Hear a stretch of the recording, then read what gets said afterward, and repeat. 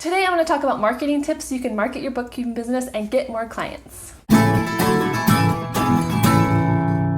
Hey, my name is Morgan from FinePoints.biz, and I'm here to help you organize your bookkeeping business. I recently read the book Building a StoryBrand by Donald Miller, and it had so many great marketing ideas on it. I wanted to share it with you guys and let you know exactly how you can apply that to your bookkeeping business. If you want more videos on bookkeepers, definitely give me a thumbs up and hit the subscribe button for a new video every week. So for your bookkeeping business, I do recommend that you have a website. It's not totally essential, but a lot of the tips that I'm going to be talking about today is ways to describe your business in words, and so a lot of that copy can be used on your website.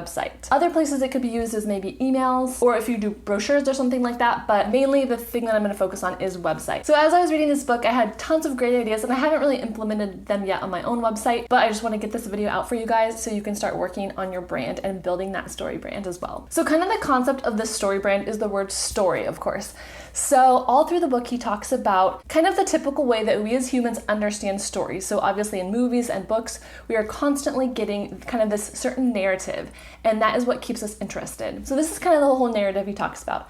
A character who wants something encounters a problem before they can get it. And at the peak of their despair, a guide steps in and gives them a plan and calls them to action. And that action helps them avoid failure and come to success. And he says the two biggest reasons that people fail in their marketing, or the things they're doing wrong, are they don't focus on the aspects that will help their customer thrive and succeed. And then the second thing is they make things too complicated. Their customers don't understand what they're wanting, and it's making the customer's brain think too hard trying to figure it out. And then the bulk of the book is just breaking down each of the parts of that narrative. So it's the character, what the problem is, who the guide is, and how they're going to succeed in the end. So I'm going to kind of go through each of those points and talk about directly how it can relate to your bookkeeping business. All right, so the first thing is the character. So you might think in this scenario that you're the character, but you are not. Your customer is the character, or anyone that you want to hire you as a bookkeeper is the character. So it is essential that you make them the hero of the story. So all through your website, when you're talking about them, make them the focus. Donald Miller says positioning the customer as the hero is not just good manners, it's also good business. That is what is going to help you sell to your clients, or that is what is going to make you the trusted advisor so people want to hire you. So think in detail about who your customer is. Who is the hero of this story on your website? And I've talked before about it's really helpful to picture your customer, picture picture the person that you really want to hire you. You know, how big is their business? Maybe they're in a certain industry. Anytime you niche down and really focus in on a certain client base, that is going to help your marketing a lot. How young are they? How old are they? How much money do they make? Do they like technology? Do they hate technology? All of these things you kind of want to think about, and think about that hero and what their motivations are and what they're trying to get. All right, and the next thing is your hero has a problem. So who is the villain of your hero's story? So maybe this business owner doesn't have enough time to do their bookkeeping, or maybe they are really overwhelmed by learning QuickBooks and they don't want to learn all this new technology. Maybe they just kind of have an apathy about it, and they just, kind of thought they would do their bookkeeping, but they don't want to, or they don't really care. So those are the type of things that you can make the villain in their story, and you can help them overcome, because of course you're going to be the guide who helps them overcome this villain. And then there's three types of different problems that the hero can have. It can either be external, internal, or philosophical. So external is like a physical, tangible problem. So maybe it would be that they don't understand the software. They just can't figure it out. And that is like a thing that's bothering them. And then internal is kind of their story of frustration that problem is creating. So then maybe it's like, oh, my books are all messed up, or I don't have time to do my bookkeeping because I really want to focus on this other aspect of my business. And then the last kind of problem, philosophical, is something bigger than the hero, something that adds meaning to their life. So this I see as they want a specialist to guide them in their business. They want to bring someone in and have them help with their finances. And they also probably want to see an overall big picture of their finances. They want to know where they're spending money and where they can go back, and they want to see how they can make more money. What parts of their business are the most profitable? So those are all philosophical things that you can help your hero or your client with. Here's a quote from him about understanding your client. So he says,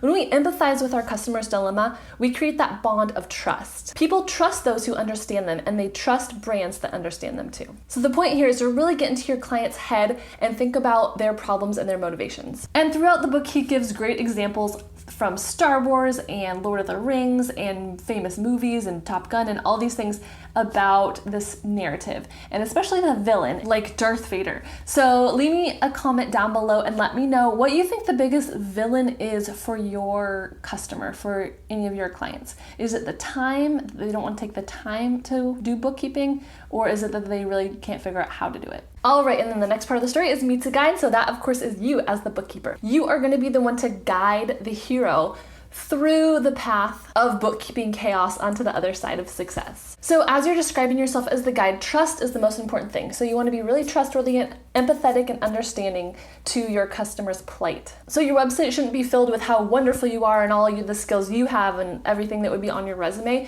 You should have it customer focused. And also, a few testimonials are good. We're going to talk about that kind of at the end, but don't just overwhelm your website with how great of a bookkeeper you are. All right, and the next step of the story is who gives them a plan. I see this a lot in websites. They have a lot of good information, but then what is the action step that the customer needs to take? Do they need to email you to set up a meeting? Do they need to, sign up on a list? So you don't want to leave your hero hanging and wondering what to do next. So even if someone is, impressed by your website, if they don't know what to do, then they're just gonna stop and they'll move on to someone else. So write on your website, make it really clear what they're supposed to do, how they're supposed to contact you, and what the first step is, what the second step is, and what the third step is. So maybe that is fill out this little information box on my website. It's gonna send me an email, and then I will contact you in this amount of days to set up an in-person meeting or a Zoom meeting if the client is remote. You might want to have a little bit about what your monthly relationship with your client would look like. So you need this information from them at the beginning. Then every month you're gonna send them this financial report, and this is how that's gonna help them. So make sure you're really clear and laying out their plan so they know what actions they are supposed to do and what to expect. So that was kind of like gives them a plan and calls them to action rolled into one. And the other thing that he talks about in give them an action is there's two different types of actions people can take, either direct or transactional. So direct would be, yes, I want to hire you. I'm going to set up this meeting with you right now. Or you can also do transactional, which is almost like a smaller step that they can take to kind of get themselves warmed up and kind of earn your trust and get a little more familiar with you. So a couple examples that he has that I thought would apply to bookkeepers are you could give them free information. So maybe you have a blog that is specifically for how veterinarians need to do their bookkeeping, and it has helpful tips for that particular industry. Or maybe you have a checklist of the chart of accounts, how the chart of accounts should look for this particular business.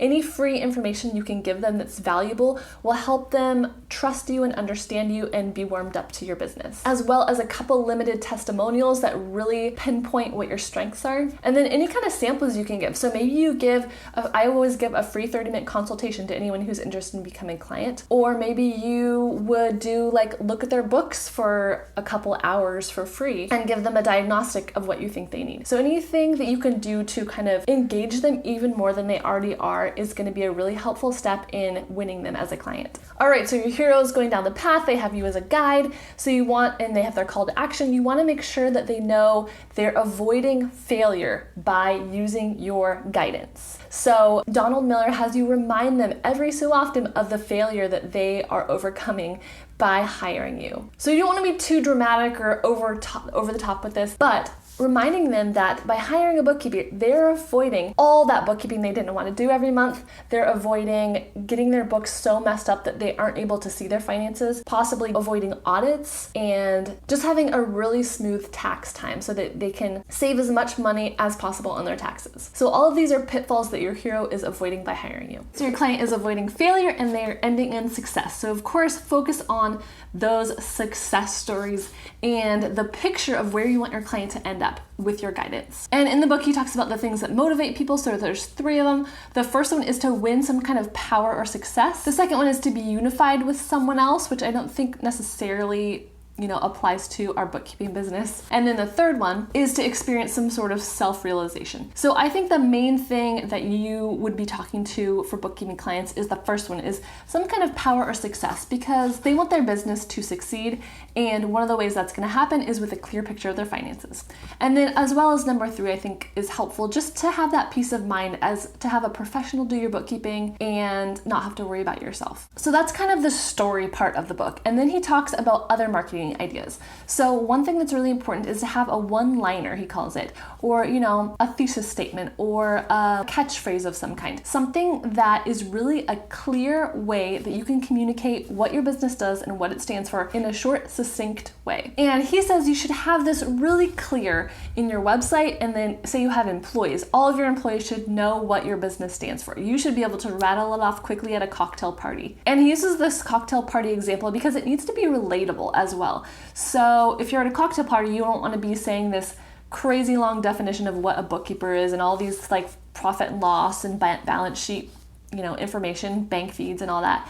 You want to say something that your friend can relate to. Like, it's hard to be a business owner and organize your finances. And then your friend at the party is gonna say, oh yeah, that is hard. I have a friend who might need a bookkeeper. Let me get you in contact with them. Your one-liner should include the character, the problem, the plan, and the success. Something like business owners trust our bookkeeping, or transforming finances for your business. You'll get a clear picture of your books for financial freedom. And then one that's a little bit longer, that has a little bit more meat to it, says, most business leaders don't take the time for proper bookkeeping. So we manage their bookkeeping and send a simple financial recap so they can see how to grow their business. So you can see in that last one, the plan was really well outlined. The plan, we give you this financial information so you can grow your business. And a really important way you can grow your business is through word of mouth. So after you have 1 or 2 clients, if you do a great job for them, hopefully they will recommend you to their friends. And then maybe other people in their network, and that will be great for you as well, because then you won't have to relearn a whole new industry if they are recommending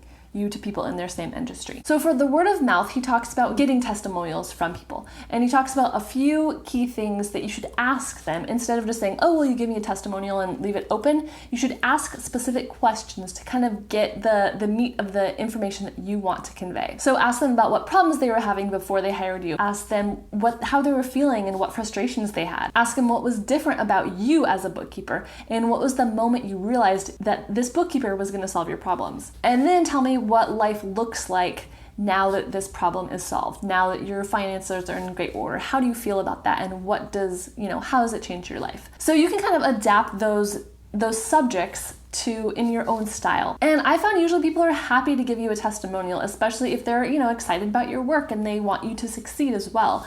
So don't feel shy about asking that. If you have someone that you have a good relationship with, it's gonna help you in the long run. And he even mentions you can do like a referral program. So maybe your client gets $100 off for 1 month if they refer you to another client or something. So you can kind of think about that and how it would relate to your business and your industry and what works for you. All right, thanks guys so much for watching. I know you guys, I get a lot of questions about marketing and how to get more clients. So let me know in the comments if you want even more videos about marketing. I'm trying to do some more research and read some more books on that topic for you. Thanks for watching, and I'll talk to you next week.